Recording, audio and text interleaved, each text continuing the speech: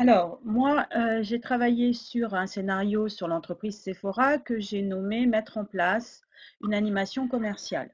Donc l'idée, de ce scénario, c'est d'effectivement de préparer, de réaliser et d'analyser ou de comptabiliser une animation commerciale de bout en bout. Voyez que j'ai 4 missions. Toutes ces missions, comme l'a dit Emmanuel et Rosine, peuvent être complétées par d'autres activités en fonction de votre progression. Par exemple, on pourrait imaginer, amener, la mission 3 dans la réalisation de l'animation jusqu'à l'encaissement et ça, vous pourriez le réaliser dans votre, plateau technique. On pourrait aussi rajouter à la mission 2, par exemple, des notions de gestion des stocks. Je n'ai pas choisi de le faire dans ma mission, mais vous pouvez, tout à fait les rajouter. Dans tous les scénarios que nous vous avons, proposés, que vous allez retrouver sur le Padlet, vous aurez effectivement aussi les corrections, de ces scénarios et les attentes pédagogiques des enseignants. Alors, par exemple, vous voyez sur la mission 1, j'ai repris, comme Emmanuel, par exemple, préparer son environnement de travail, heu et voyez que ces notions de préparer son environnement de travail, on l'a déjà vu aussi bien chez Darty que dans la Maison du miel. En fonction de votre progression, ce sont peut-être des savoirs que, vous avez, déjà, travaillés, donc les élèves vont le faire peut-être en autonomie.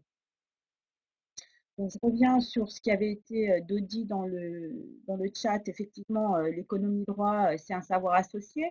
On l'a mis en transversalité pour, permettre une clarté, des supports. Voyez que vous pouvez à travers cette première mission travailler toutes ces notions. Ça ne veut pas dire que nous allons travailler toutes ces notions d'économie droit.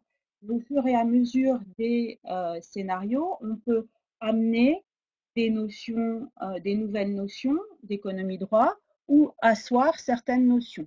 Et puis, on peut de nouveau sur Sephora créer une fiche métier sur les métiers en lien avec les entreprises de cosmétiques.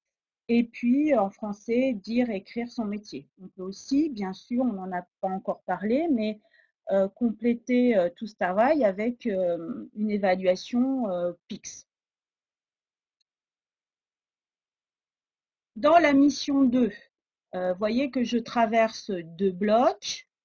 Le calcul du prix, de la TVA, ça c'est ce que, Emmanuel a déjà travaillé chez Darty.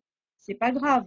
Ou, mon scénario, on le traite en premier et auquel cas, bah, ces notions, il faudra les emmener aux élèves ou, on a fait, le scénario Darty, auquel cas ces notions-là vont être assises. On va vérifier si les élèves ont bien la compétence ou améliorer, ils vont s'améliorer au fur et à mesure des scénarios.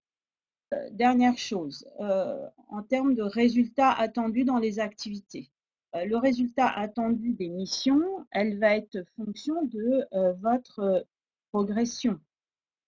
La progression, si vous faites ce scénario en premier, on sera sur des acquis de compétences. Si ce scénario, par contre, est fait en deuxième année, il y a énormément de compétences qui auront déjà été vues et auquel cas les résultats attendus ne sont pas les mêmes.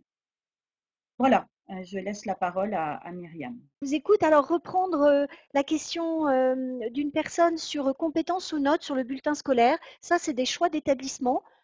Il est possible de faire des bulletins par compétences, mais de toute façon, les examens à ce jour sont toujours évalués avec des notes. Donc je répète hein, que pour les situations d'évaluation des 3 épreuves d'enseignement professionnel, vous aurez à positionner vos élèves sur une note. On va réfléchir effectivement à la suite à donner à ce webinaire et Madame Montmartre à votre idée de continuer à proposer des formations au PAF. On va continuer à réfléchir et on reviendra vers vous avec ce qu'il sera possible de faire en fonction des conditions sanitaires des mois à venir.